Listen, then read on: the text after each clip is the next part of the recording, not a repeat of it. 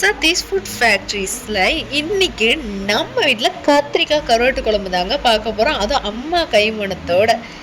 வாங்க கத்திரிக்காய் கருவாட்டு குழம்பு எப்படி செய்யணும் பார்க்கலாமா? இப்போது ஒரு பாத்திரத்தில் 2 கைப்பிடி அளவு வர கொத்தமல்லி எடுத்துக்கிறேங்க. கொஞ்சமாக ஒரு 1/2 டேபிள் ஸ்பூன் சீரகம் சேர்த்துக்கலாம். காரத்துக்கு தகுந்த மாதிரி 2 வரமிளகா மட்டும் நான் சேர்த்துக்கிறேன். உங்களுக்கு காரம் அதிகமாக வேணும்னா இன்னும் ஒரு 3 மிளகா கூட நீங்கள் சேர்த்துக்கலாம். இப்போ 1 டேபிள் ஸ்பூன் அரிசி சேர்த்துக்கிறேங்க. பொட்டுக்கடலை போட்டுறாதீங்க. இது நல்லா வர ட்ரை ரோஸ்ட் வந்து பண்ணிக்கோங்க. அடுத்ததாக ஒரே 1 டேபிள் ஸ்பூன் ஆயில் சேர்த்துக்கலாம். ஆயில் சேர்த்துட்டு இதில் வந்து ஒரு 2 கைப்பிடி அளவு நான் வந்து தேங்காய் எடுத்து வச்சுருக்கேன், அதையும் வந்து சேர்த்துக்கலாம். இதில் ஒரு 3 ஆனியன் சேர்த்துக்கிறேன். ஒரு 4 தக்காளி பழம் பொடிப்பொடியாக நறுக்கி வச்சுருக்கேன், அதையும் சேர்த்து நல்லா மிக்ஸ் பண்ணிக்கலாங்க. இது குழண்டு வர வரைக்கும் நல்லா மிக்ஸ் பண்ணி தனியாக எடுத்து ஆற வச்சு அரைச்சிருங்க. இப்போது ஒரு பாத்திரத்தில் எண்ணெய் சேர்த்துடலாம். எண்ணெய் சூடானதும் கடுகு சேர்த்துக்குங்க. இதோட கொஞ்சமாக வெந்தயம் சேர்த்துக்குங்க. நல்லா பொரியட்டும். லோ ஃப்ளேமில் வச்சுக்கோங்க.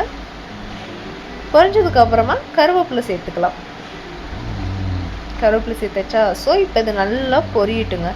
இப்போது ஒரு 2 ஆனியன் பொடியாக நறுக்கி வச்சுருக்கேன். ஆனியன் நான் கொஞ்சமாக தான் சேர்க்குறேன். உங்களுக்கு எக்ஸ்ட்ராவாக வேணுன்னா இன்னும் ஒரு 2 ஆனியன் சேர்த்து நறுக்கி போட்டுக்கலாம்.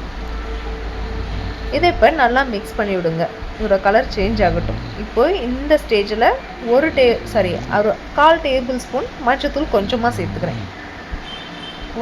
இப்போது நறுக்கி வச்சுருக்க கத்திரிக்காயை இதெல்லாம் சேர்த்துக்கலாம். இதில் நான் உங்களுக்கு ஒரு சீக்ரெட் சொல்கிறேன். இந்த கத்திரிக்காய் அரிஞ்சு நீங்கள் தண்ணியில் போடும்போது பார்த்தீங்கன்னா காரில் அடிக்கும். அப்படி காரில் அடிக்காமல் இருக்க கொஞ்சமாக உப்பு கலந்துட்டு அந்த தண்ணியில் இந்த கத்திரிக்காய் அரிஞ்சு போட்டிங்கன்னா காரில் அடிக்காது. கத்திரிக்காய் பார்த்தீங்களா எவ்வளோ வெள்ளைன்னு இருக்குது. அரிஞ்சு போடும்போது எப்படி இருந்துச்சோ அப்படியே இருக்குது. இப்போ தேவையான அளவு பார்த்தீங்கன்னா நான் கொஞ்சமாக மிளகாப்பொடி சேர்த்துக்கிறேன். ஏன்னா நம்ம 2 வரமிளகா தான் சேர்த்தோம். எனக்கு காரம் பத்தலை, அதனால் நான் வந்து கொஞ்சம் மிளகாப்பொடி சேர்த்துக்கிறேன். இதை இப்போ நல்லா மிக்ஸ் பண்ணி வைங்க. அடுத்ததாக வந்து பார்த்திங்கன்னா நம்ம சாந்தை அரைச்சி எடுத்துகிட்டு வந்தாச்சு. இப்போ இதோட நம்ம சேர்த்துடலாம். இப்போ இந்த ஸ்டேஜில் வந்து பார்த்திங்கன்னா கொஞ்சம் தண்ணி சேர்த்துருங்க. தேவையான அளவு உப்பு போட்டுடுங்க. நான் தூள் உப்பு சேர்த்துக்கிறேன். கல்லுப்பு இருக்குன்னா நீங்கள் கல்லுப்பு சேர்த்துக்கலாம்.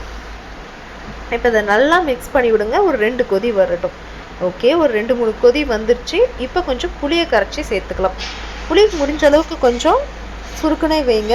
ஏன்னா புளி கொஞ்சம் நறுக்குன்னு சேர்க்கும் போது தான் அது சாப்பிடவே அப்படி ஒரு டேஸ்ட் இருக்கும் பாருங்கள். கருவாட்டு குழம்புக்கு இருக்க டேஸ்ட் வேறு எதுலேயுமே இல்லைங்க. நல்லா மிக்ஸ் பண்ணி வைங்க. இப்போ பார்த்தீங்கன்னா நெத்திரி கருவாடு தலை வாழெல்லாம் நீக்கிட்டு நல்லா 2 தடவை வாஷ் பண்ணி தனியாக எடுத்து ஊற வச்சுருந்தேன். ஸோ இப்போ அதை எடுத்து புளிஞ்சு இதில் சேர்த்துக்கலாம். ஸோ ஃபைனலாக நம்ம கருவாடை இதில் சேர்த்துடலாங்க. சேர்த்துட்டு இந்த குழம்பை நல்லா வேக விட்டுடலாம். ஸோ ஃபைனலி நமக்கு சுவையான கத்திரிக்காய் கருவாட்டு குழம்பு ரெடி ஆகிடுச்சு.